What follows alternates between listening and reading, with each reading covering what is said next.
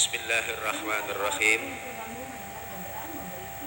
Assalamualaikum warahmatullahi wabarakatuh.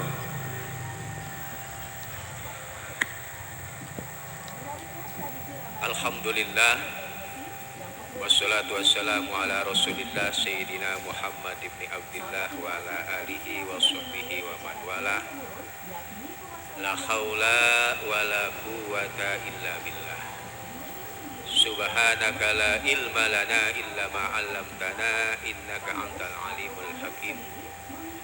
Wa tub alaina innaka antat tawwabur rahim. Rabbi shrah li sadri wa yassir li amri wahlul 'uqdatam min lisani yafqahu qawli.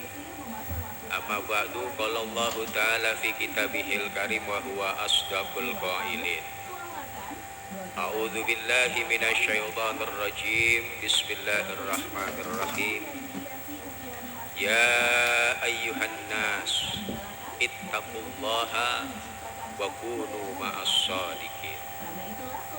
Wa qala nabiyuna Muhammadun sallallahu alaihi wasallam, ya Ali, idza madha 'alal mu'min arba'una sabahan wa lam yajlisil ulama qasa qulubuhu wa jasura 'alal kaba'ir fa innal ilma hayatul qalb.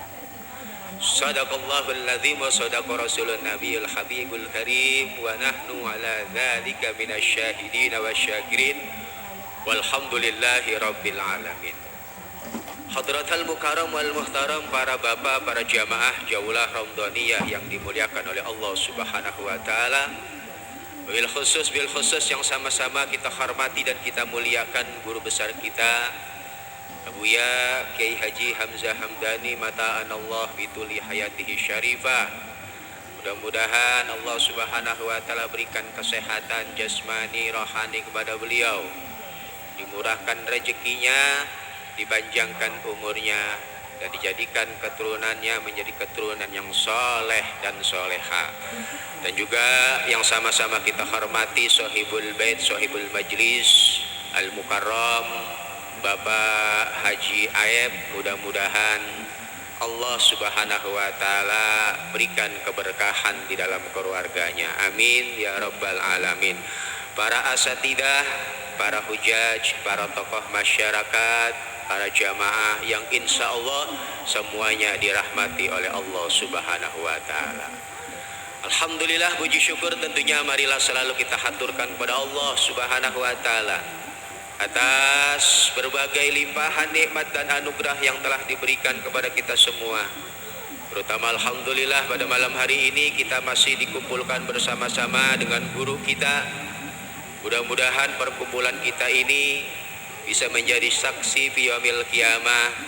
Kita berusaha ingin menjadi orang baik. Amin ya rabbal alamin. Salawat riding salam tentunya marilah selalu kita haturkan kepada suri tauladan kita, junjungan kita, Nabi besar Muhammad sallallahu alaihi wasallam beserta para keluarga beliau, para sahabat-sahabat beliau, para pengikut-pengikut beliau, dan mudah-mudahan kita semua yang dari awal bersama-sama mengaji, berzikir, baca Quran, dan juga bersolawat kepada Nabi Muhammad sallallahu alaihi wasallam, mudah-mudahan kelak kita dikumpulkan bertemu melihat Nabi Muhammad sallallahu alaihi wasallam.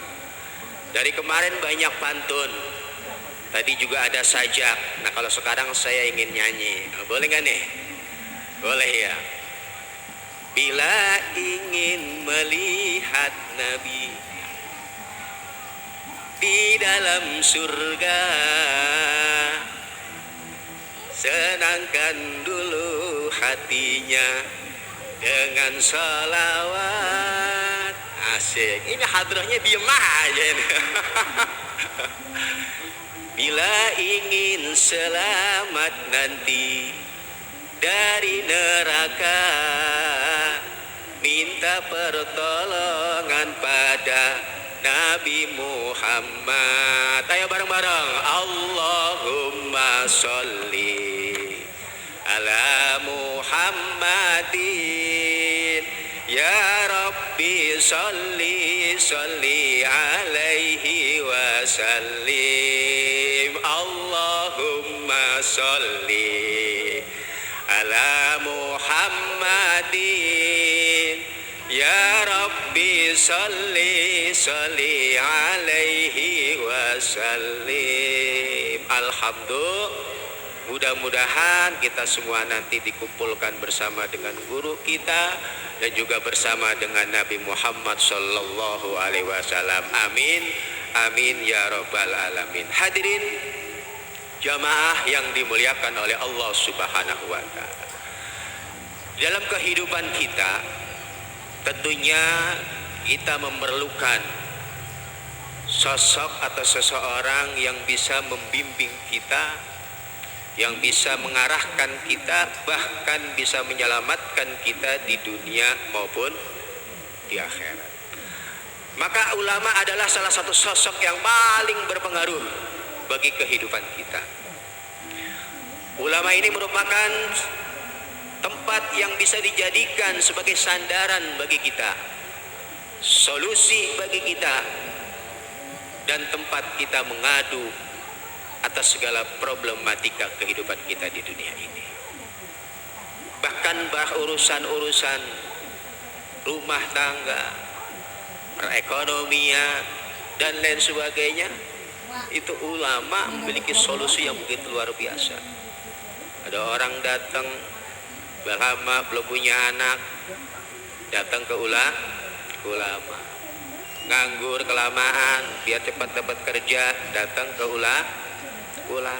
Lah bahkan terlilit pinjol ya, ada di sini yang main pinjol, minta solusinya ke ulama. Begitu luar biasa sosok ulama, menjadi suri tauladan kita, menjadi orang-orang yang menjadi sandaran hidup kita, bahkan menjadi solusi di dalam segala permasalahan yang kita hadapi di dunia. Maka oleh karena itu Nabi Muhammad sallallahu alaihi wasallam sangat-sangat menganjurkan kita sebagai umatnya untuk selalu duduk dengan para ulama, karena mereka adalah pewaris para al-ulama warasatul anbiya. Para ulama adalah pewaris para nabi. Karena tidak ada kedudukan atau derajat atau pangkat yang tertinggi setelah pangkat kenabian kecuali pangkat daripada pewarisnya para nabi, yakni pangkat daripada ulama.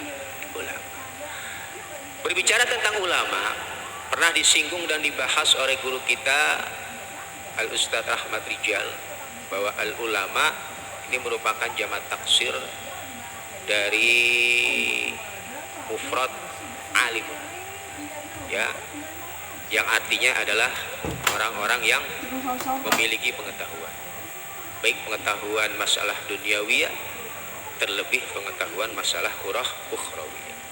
Namun di dalam Al-Quran dikatakan innama yakhshallaha min ibadihil ulama.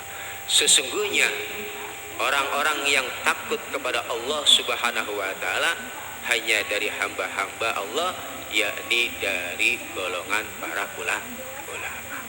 Berarti kalau kita melihat dari firman Allah Subhanahu wa taala tersebut, bisa kita artikan bahwa ulama adalah orang yang memiliki rasa takut hanya kepada Allah Subhanahu wa taala.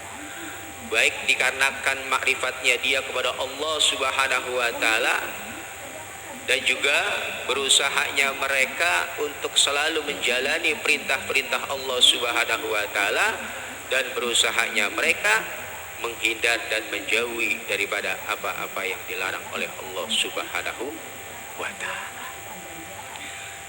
Kemudian Nabi Muhammad sallallahu alaihi wasallam berwasiat pada Sayyidina Ali karamallahu wajhah, yang berbunyi, ya Ali, wahai Ali, idza madu alal mu'min, ketika terlewat atas orang mukmin arbauna sobahan, 40 hari, walam yajlisil ulama, dan dia tidak duduk, tidak bersilaturahmi, tidak mengambil ibadah, tidak mengaji dan lain sebagainya kepada para ulama, maka dampak yang akan didapatkan yang pertama adalah qasa qulubuhu, maka hatinya akan menjadi keras, hatinya akan menjadi mati, hatinya akan sulit untuk menerima kebenaran, hatinya akan sulit untuk menerima nasihat.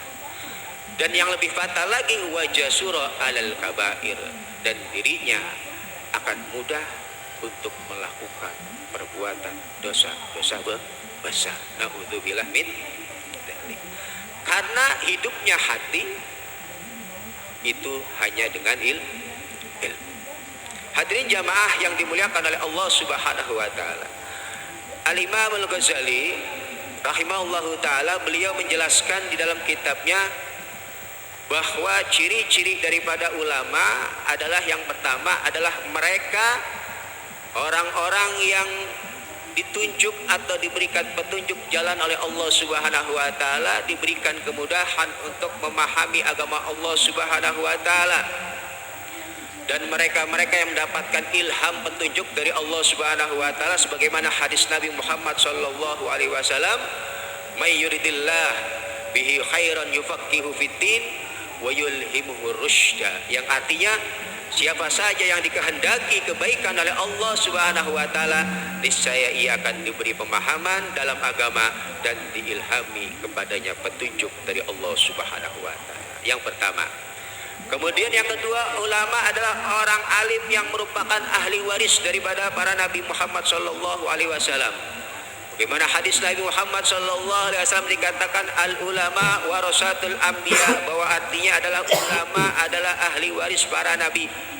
Maka telah maklum bagi kita bahwa tidak ada pangkat di atas derajat para nabi dan tidak ada kemuliaan di atas kemuliaan ahli waris sebagai derajat yang tinggi di sisi Allah Subhanahu wa taala. Kemudian yang ketiga, ulama adalah orang yang beriman dan selalu memberikan manfaat atas ilmunya kepada orang lain, ya, maupun untuk dirinya sendiri. Sebagaimana hadis Nabi Muhammad sallallahu alaihi wasallam, afdhalun nas al-mu'min al-alim alladzi ihtija ilaihi nafa wa in istughniya anhu aghna nafsahu, yang artinya orang yang paling utama adalah seorang mukmin yang alim yang bisa memberikan manfaat bila dibutuhkan dan mencukupi dirinya bila tidak dibutuhkan. Ciri-ciri yang keempat daripada orang alim adalah dia berjuang dan mengedukasi masyarakat sesuai petunjuk para rasul. Bagaimana hadis Nabi Muhammad sallallahu alaihi wasallam, aqrabun nas min darajatin nubuwah ahlul ilmi wal jihad, ahma ahlul ilmi fadallu an-nas ala ma ja'at bir rusul, wa amma ahlul jihad yujahiduna bi asyafihim ala ma ja'at bir rusul. Yang artinya orang paling dekat dengan derajat kenabian adalah ulama dan perjuang. Ulama memberikan petunjuk kepada manusia atas ajaran yang dibawa para rasul, sedangkan pejuang berjihad dengan senjatanya mereka atas ajaran yang dibawa oleh para rasul.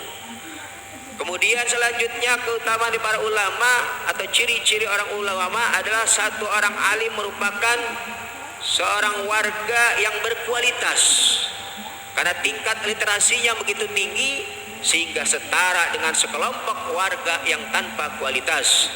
Bagaimana hadis Nabi Muhammad sallallahu alaihi wasallam, la mautu qabilatin aisaru min mautil alim, yang artinya kematian satu kabilah lebih ringan daripada kematian seorang alim. Dan selanjutnya adalah tinta para karya tulis ulama, dan tetesan darah berjuang sangat penting, tetapi bobot ganjaran tinta ulama kelak melebihi daripada bobot tetesan darah syuhada.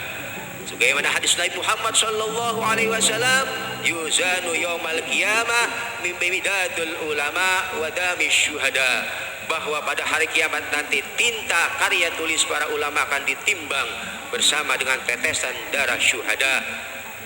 Kemudian yang ketujuh, orang alim adalah ia yang tidak pernah puas dahaga pada ilmu sampai ia tiba di surga.